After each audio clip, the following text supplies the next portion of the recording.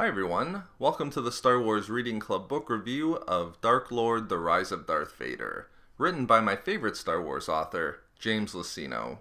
Now this is one that I'm definitely looking forward to reviewing, not just because I enjoyed the book so much, but I'm definitely also looking forward to hearing what everyone else thought about it as well. And I'll just mention up front that I enjoyed this one right from the beginning right through to the end. I don't think that you can go wrong with a novel that's entitled The Rise of Darth Vader, particularly for me when it was written by James Luceno, but I can't recommend this one enough. It was definitely one that I enjoyed. I think one of the aspects, not just because we had Vader and not just because Luceno wrote it, but it was the perfect novel for me to read right after the Revenge of the Sith novelization. I did read it as part of the Dark Lord trilogy, which has Labyrinth of Evil, the Revenge of the Sith novelization, and then this one, The Rise of Darth Vader. I would just say if you have the opportunity to read the novelization and then jump right into The Rise of Darth Vader, if you have that opportunity and can do it that way, it's definitely not a bad way to go. But I definitely enjoyed this one, and just to start off, just to take a look at the timeline, it's set only a few weeks after Revenge of the Sith. And I didn't know exactly what the timeline was going to be, but I was a little bit shocked to see that it started so soon after Revenge of the Sith. And I was really happy for that just because I wanted to try to get as early of a glimpse into Darth Vader as we could get. And even though it started a few weeks after Revenge of the Sith, it does travel through the timeline quite a bit, and we end up a few months after Revenge of the Sith. So the perfect timeline in my sense. Gave a really good glimpse at the early part of Darth Vader's life. So I thought that that was good. And just in terms of the opening, I had my fingers crossed. I mean, if you're going to entitle it Dark Lord: The Rise of Darth Vader, I had my fingers crossed that we would jump into some really exciting Darth Vader scenes. But I have to commend James Luceno for it. He didn't start the novel that way, and it probably would have been easy to do so. But instead of jumping right into Darth Vader, we had some long scenes, and there was probably 5 or 6 chapters dedicated to it, just where it started in the final moments of the Clone Wars, and then carried through to Darth Sidious giving the order for Order 66. And we just get a look at the planet Mercana, which James Luceno also brought back up in his novel Tarkin. So, just in terms of novels that we've read on the channel, we're definitely familiar with the planet Mercana. But I did like that it built up to Order 66, focused on the clones and the Jedi, rather than going right into Darth Vader. So I thought that that was a good way to start by James Luceno. And just in terms of a quick breakdown, and maybe just to give why I thought that this novel was so great, was it gave, obviously, this wasn't much of a surprise. It gave an excellent view into Darth Vader's journey and just seeing him adjust to his new reality and learning to become a Sith Lord. I don't think that that was too surprising at all. I think that that was something that I definitely knew was coming. But I think that the greatness of this book is just found within the same adjustment that had to be made just from the point of view of the Jedi. So where Vader had to adjust and then learn to deal with his new reality, and then try to find something to live for in the future, we also see the Jedi go through the exact same adjustment. And there really was a great focus on just what the surviving Jedi had to do after Order 66. So I thought that that was, for me at least, really where the greatness of this novel came from. But also too, we'll go into a bit of the plot here before we start jumping into the characters and some of the more interesting aspects. But for me, I really enjoyed the catalyst for the main plot. Just the fact that there were some clone troopers who refused to carry out Order 66, and then that required Darth Vader to have to get involved, and of course make an example of and punish those clones. So I thought that that catalyst was a great way to start off the novel, and then it was a good way for Sidious to introduce Darth Vader into the galaxy, but then for us as readers, just a great way to get Darth Vader to make his first appearance into the novel. So even though Vader's not in the first 6 or 7 chapters, I would say that the first couple of chapters are still really good. We get excellent character development with some of the Jedi characters.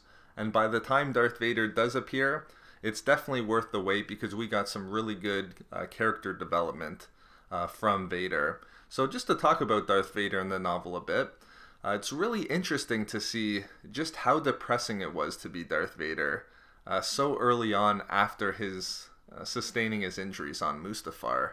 And of course, for anyone who's seen Revenge of the Sith, and then anyone who's seen the extent of his suit, you know how bad and extensive his injuries were, but James Luceno does a really good job of just painting the picture of how depressing and how awful it is to be Darth Vader at this point. And just the fact that he views it, he really hates the suit. And of course, I don't think that that's too surprising at all. But really, when it comes down to it, he gives the reader the point of view of Vader from within the suit. And it's almost like you're in it with him to the point where, you know, he's feeling trapped and claustrophobic. As you're reading it, you're really getting a good sense on what it feels like to be Darth Vader. And then just all of his complaints about the suit itself, which again, too, is the perfect point. We're only weeks after Revenge of the Sith, so we get a really good glimpse of his first initial thoughts. But you do see, just from the point of view of Vader, just how poorly designed the suit was. And Luceno dedicates, I would say, about 5 pages to just going through how Darth Vader had to relearn almost everything, and things as basic as walking and seeing. I mean, it's 5 pages dedicated to just discussing all of the limitations of his suit and just everything that he had to start to adjust to and relearn. So I thought that that was really good. Again, not only do we get a really depressing view of Darth Vader, but we also see almost a new Darth Vader in the sense that he's at his weakest and most vulnerable. So I really like that too. Again, an excellent timeline for James Luceno to work within. And the first time that we see Darth Vader get into a lightsaber duel with somebody, again, you don't have the feeling that he's just gonna blow past the Jedi like he would have done, like we've seen in Rogue One and almost every new canon piece of literature that's come out. I mean, it's to the point where he almost loses his first lightsaber duel against the Jedi Master, but even for Vader, as he knows, an unimpressive one. So we really do see the fact that he's very clumsy in his first lightsaber duel, and it's just a weak and vulnerable Vader. I really like that, and James Luceno paints the picture perfectly, in my opinion. Now, one of the things that's also really interesting with Vader is at this point, I mean, it's not surprising, but it's interesting to see just how much he hates and distrusts everyone around him. And he doesn't trust Sidious, and he's paranoid to the extent of how much Sidious was behind him sustaining his injuries on Mustafar. But as much as he doesn't trust Sidious, the more interesting aspect for me, on just to see where a lot of his hate resided, was just with how much he blamed Padme and Obi-Wan. It was really interesting to see, I mean, even weeks after, he still blames Padme and Obi-Wan for, as he says, sentencing him to a life within the suit. So he doesn't blame the imprisonment in the suit so much on Sidious as he does on Padme and Obi-Wan. So it is really interesting, though, to see how much, if Padme did survive, what would be the fallout of that. And I've been thinking about doing a what if Padme survived. I don't know if it would be the same extent as him coming back to the light as Luke was able to achieve. It might be more of a Darth Malgus and Alina Daru situation. But it was interesting that he hates and distrusts everyone, and a lot of the blame is placed upon Padme and Obi-Wan. And then another interesting aspect too is you get the same, and we've seen this a lot in the new canon, a lot of people not really sure what to make of Vader, and this being the first time people are seeing him, so it's just a really easy comparison for people within the novel, just to see him as a black armored Grievous. So again, we still get a lot of people standoffish, not sure exactly what Vader even is. But I think the interesting aspect of Vader in the novel is ultimately Darth Sidious did give him a purpose, and he did succeed in being able to pull Vader out of his depression. And we'll get into that a little bit more when we talk about Palpatine and Sidious in just a second here. But ultimately, the interesting aspect for Vader is very early on, he had almost a bloodlust to try to get revenge against the Jedi. So he was more focused on getting revenge against the Jedi than him trying to tap into the full power of the dark side. And that's something that Sidious, as we'll see in a second here, that Sidious really had to try to change for Vader. Because he doesn't want Vader to focus so much on the Jedi. He wants to make the Jedi incidental to Vader. Really, he's more focused on trying to get Vader to tap into the full power of the dark side. And then Vader does ultimately come out and get something to live for at the end, which again we'll talk in just a second here. But Vader finds that he is able to live for something, which is obtaining power and respect, and then to have at one time be able to get an apprentice of his own and overthrow Sidious himself. So I thought that was really good.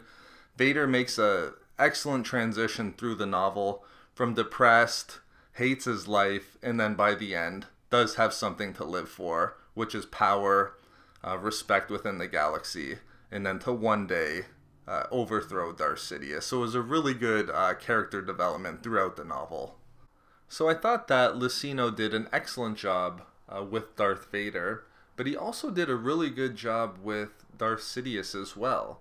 And before we get into some of the Sidious and Vader connections and just exactly all the work that Sidious had cut out for him after Vader's injuries on Mustafar, I thought that Luceno did an excellent job of just showing how perfectly Sidious orchestrated Order 66 and how flawlessly his plan came into fruition.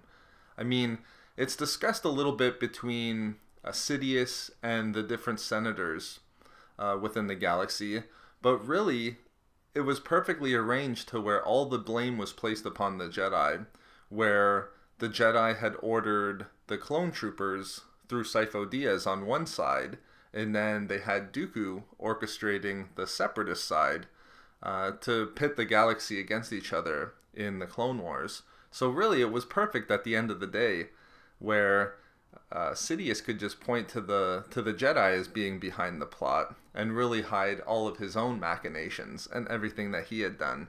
So Luceno really did a great job there of just painting how perfectly Sidious orchestrated the events. But more importantly for Sidious in the novel is just seeing him have to come to accept the fact that Vader failed on Mustafar and trying to get his apprentice, who he thought he was going to be able to just have complete control of the galaxy, have this super powerful apprentice, have to see him as very psychologically damaged and have to try to build him back up. So it was interesting to see Sidious come to those realizations and have to come to accept the fact that he didn't see Darth Vader losing to Obi-Wan on Mustafar. But one of the interesting aspects that Luceno introduced is just in trying to pull Vader out of his depression, Sidious isn't even really too concerned about his physical limitations. He's more concerned about Vader's psychological mindset. And there was a really great line that Luceno included where Sidious says to Vader pretty much the exact same line that Yoda says to Luke in The Empire Strikes Back, which is basically telling Vader, stop worrying about your physical limitations. And don't worry, we're not made of this crude stuff. I think Yoda says something, we're not this crude matter, to Luke. So I thought that was a really great line. But he's trying to build Vader up throughout the novel. Again, as I mentioned with just talking about Vader, he's trying to get Vader not to focus on getting revenge against the Jedi and not focusing on his physical limitations. He wants him to try to tap into the full power of the dark side. But the nice thing is, too, is he's in a tough situation because he knows he can't replace Vader. I think Sidious said at some point in the novel that it would take him years to find a new apprentice, and even if he was fortunate enough to find somebody, they wouldn't be even half as powerful as Vader. So he's trying to build Vader back up, but Luceno, again, does a great job of just explaining why Sidious almost needs Darth Vader, and not only needs him, but needs him to try to focus on becoming stronger and tap in to become powerful into the dark side. And I enjoyed it because there was a great reference to Darth Bane and his rule of two. So Sidious, with his commitments to the rule of two and to Darth Bane, has to try to build Vader back up to the point where he feels like he can overthrow Darth Sidious, where the master and apprentice rule of two situation has to keep continuing to the point where Vader at one point wants to try to overthrow Sidious. If he doesn't do that, then the whole thing won't work, and then Sidious won't become powerful, and then the dark side, the full power, won't be achieved. So I thought that was really good, and Luceno does a great job of just stressing how much Sidious needs Darth Vader to get pulled out of his depression and focus on the dark side to become a true Sith Lord. So I thought that was really good. And just to finish off here on Sidious, he does again reawaken Vader and then get him to stop focusing on the Jedi and then to try to focus on his pursuit of power within the Empire. So really good job. I thought that the Sidious and Vader dynamic was a very interesting aspect of the novel. Now, one of the more surprisingly enjoyable aspects of the novel for me was just the point of view that we got from the Jedi and the survivors of Order 66.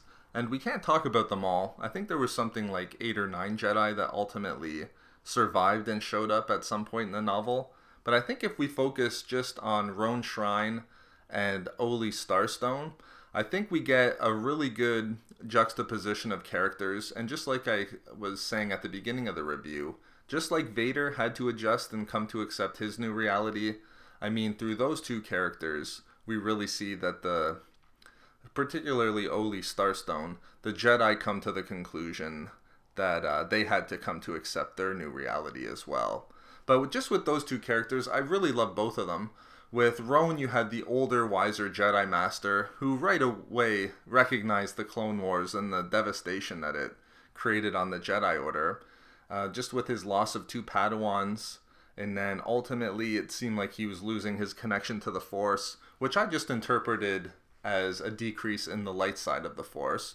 But nonetheless, Roan knew exactly right away, just like Obi-Wan and Yoda did, that the Jedi needed to first and foremost hide, and hopefully at some point in the future, something presented itself where the Jedi could then take action against the Empire. But that's exactly the opposite of what Oli Starstone wanted to do at the beginning. And with her, you had the much younger Jedi Padawan, trained by Jocasta Nu, the chief librarian of the Jedi Archives. So with her, you had a more studied, somebody who had more of a romantic conception of the Jedi Order, it felt, where she felt like the Jedi always needed to fight against and take action against evil. And ultimately, that's what got a number of Jedi killed and maimed by Vader, and she ultimately had to learn, like Roan, Obi-Wan, and Yoda, that they couldn't just they couldn't gather as many Jedi as they could and fight in the open against the Empire. They had to do it in more subtle ways. So I really liked that. It had the feel that Ahsoka went through in the novel Ahsoka, the new canon novel, just where they learned that they had to hide and fight back against the Empire, just more cleverly and in subtle ways. So I thought that those aspects were really well done by James Luceno. I don't know how I felt about Roan meeting his mother. I thought that it was a bit of a stretch and a little bit much by James Luceno, but it was something that did grow on me eventually. But I did think that the Roan and Vader duel was really well done. And it was probably one of my favorite duels within any of the novels that I read. And I was really, really happy to see that Vader did reveal himself as Anakin Skywalker to Roan before he died. I thought that was great. I was wondering whether or not Vader was going to do it.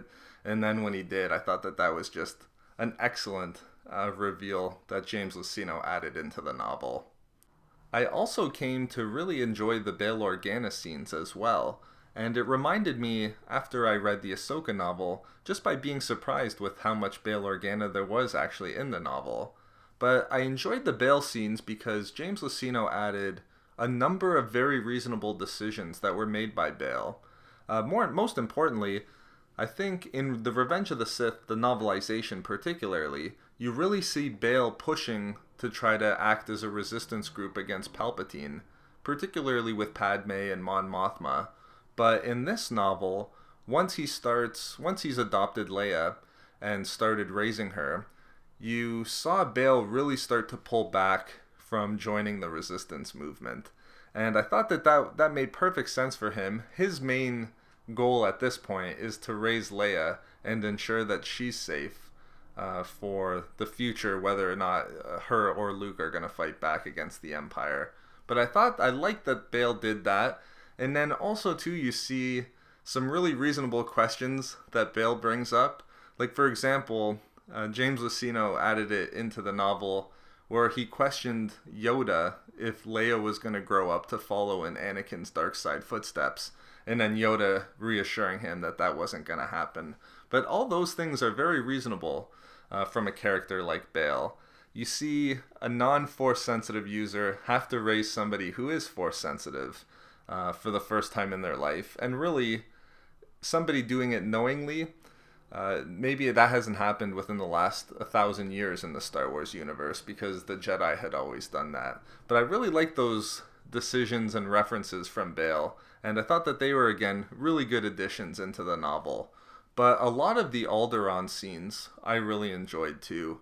I forget the senator's name, but the senator that Vader was hunting down, I mean, that was amazing. I really enjoyed him, the scene and how it was described where he threw his lightsaber at him and also Roan's mother. But it was amazing too just to see how close Vader came to coming face to face with Leia. And of course, it doesn't happen, but you do have to wonder if Vader was able to come face to face with Leia at that point, would he have been able to recognize or feel that Leia was his child? So again, really interesting aspects from even a character that you weren't expecting it, like Bail Organa, and then having really good scenes on Alderaan. I mean, that just made the novel even more enjoyable for me. And lastly, I'll just mention that I really enjoyed the ending scene with Obi-Wan and the voice of Qui-Gon on Tatooine.